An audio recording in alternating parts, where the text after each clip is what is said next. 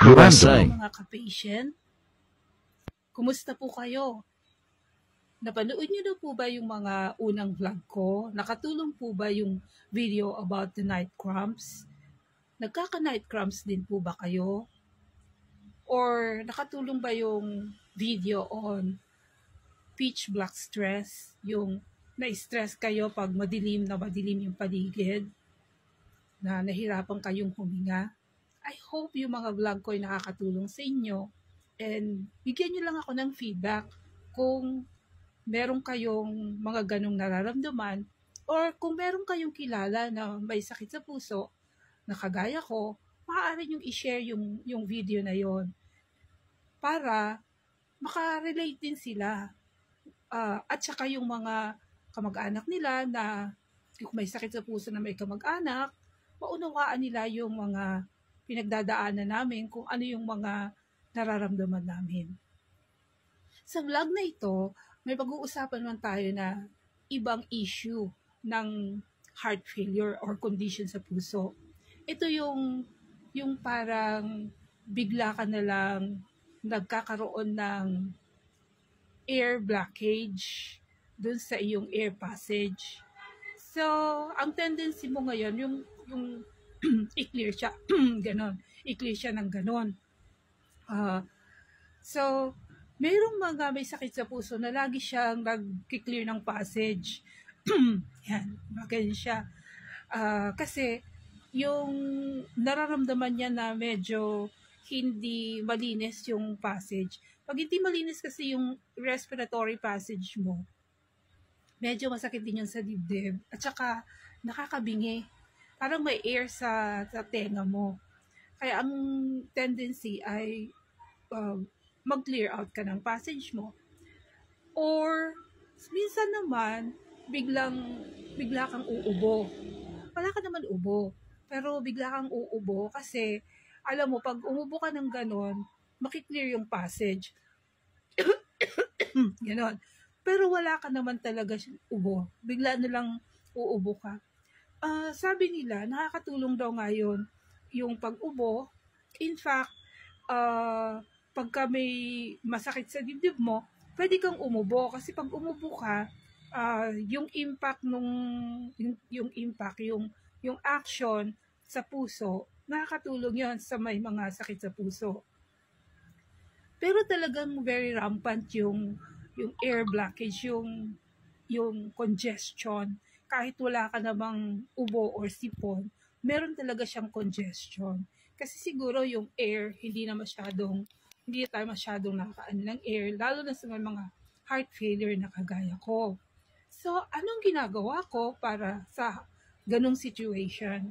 Lagi akong merong white flour. Kasi, pag ginagamit ko yung white flour nilalagay ko dito. Tapos, pag hinga mo, nakiklear yung passage. Gumagaang yung pakiramdam ko, yung paghinga ko. Lalo na sa mga closed areas. So, pagka medyo maraming tao or mainit or yung room, kulang yung ventilation, or yung place ay kulang yung ventilation, not enough air, ang tendency sa akin ay yun, mag-congest yung aking air passage, tapos nahihirapan akong huminga. Pag mga ganong situation, I just try to reach out for my white flour. Ang white flour, lagi siyang nasa pocket ng bag ko or pocket ko kung meron ko naka-jeans ka or may yung damit mo may pocket, nilalagay ko siya doon para very easy to reach out for it. Kasi nga, laging mag-ano yung tulog sa akin. Nung sumakay ako ng bus, so the first time na sumakay ako ng bus, parang nahirapan ako. You can imagine na aircon naman yung bus, pero parang medyo nahihirapan ako dun sa air, dun sa loob ng bus. Kasi iba yung air sa loob ng bus. So, nakatulong siya sa akin ng malaki. Siya yung nilalagay ko sa may ilong ko para hindi nahihilo ko. Di ba? Yung mga nahihilo sa atin, ito yung ginagamit, yung may mga sakit sa pagbabiyahe, yung nahihilo sa biyahe, ganon. Ito yung ginagamit kasi pag nahihilo ka rin, yung air passage mo nagiging very thick din, tapos nahirapan kang huminga, gusto nakakatulong siya. Nakaka-relax siya actually. Nakaka-relax siya. So, nare-relax ngayon yung air passage mo, nawawala yung pakiramdam na mabigat. Marami rin nagagawa yung white flower. Actually, maliit lang siya, maliit na bote na ganito, o konti lang yung nalagay mo. Pero nakakapag-purify na rin siya ng hangin for people like me na may hangin problem. Tapos sa gabi, pagka natutulog ako, katabi ko din siya. Kasi pagka natutulog ka minsan, yun, biglang nahirapan kang huminga, nagiging very thick yung air, nahirapan mong i-inhale yung air. So, ang gagawin ko, kukunin ko yung white flower, tapos maglalagay ako ng konti. So, pag naglagay ako ng white flower, little by little, medyo nawawala na yung uneasiness sa paghinga. So, yun yung nagagawa sa akin ng dito. Well, hindi lang naman pwede rin kasi yung mga liniment, yung mga ganito. Pero hindi mo naman ito pwedeng i-inhale. Yung mga ointment na ganito. Hindi mo liquid to, liquidinco oil. Hindi mo siya pwedeng i-inhale. Pero minsan nakakatulong din siya. So what I do is, ang ginagawa ko is, niro-roll ko siya sa skin. Okay, tapos I rub it a little.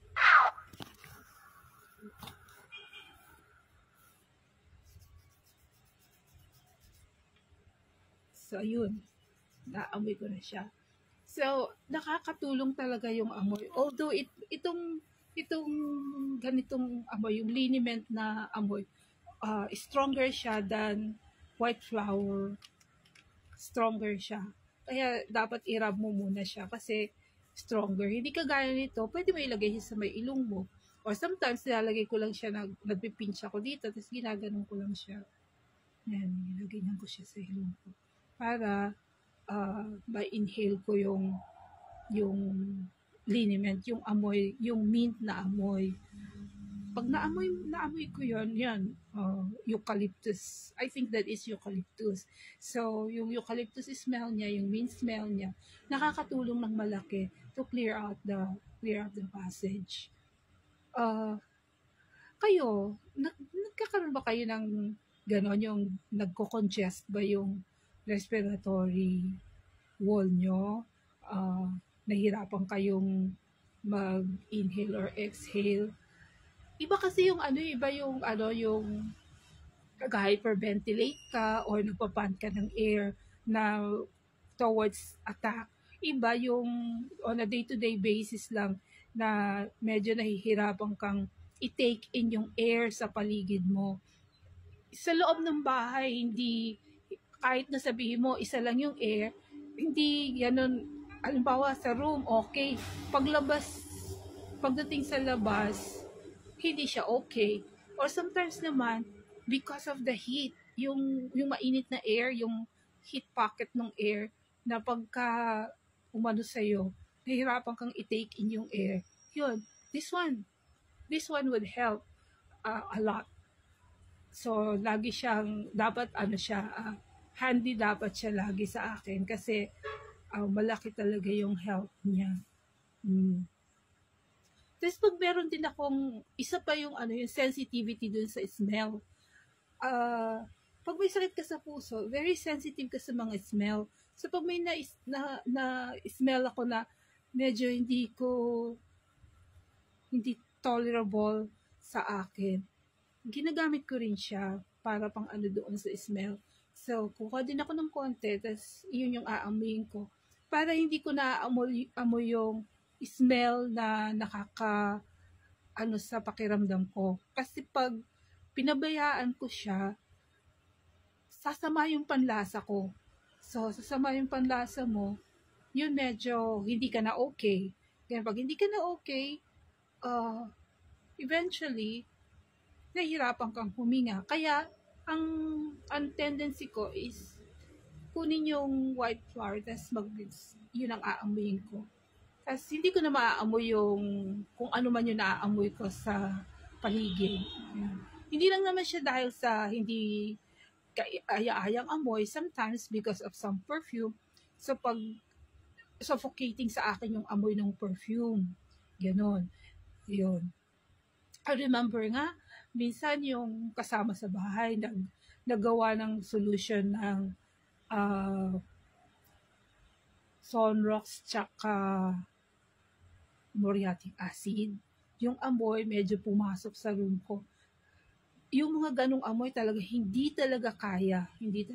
So, pero yung mga, mga mild lang naman, na kaya ng white flower, okay lang. Pero yung mga ganun nakatapang, hindi. Sobra na. Hilo na yung, kasi yung air talaga, na siya, na yung air. So, talaga, bibigay ka talaga.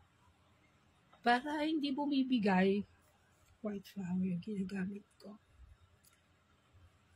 Kayo, anong ginagamit nyo para to clear out yung air at para pag nahihirapan kayong huminga? Anong ginagawa nyo?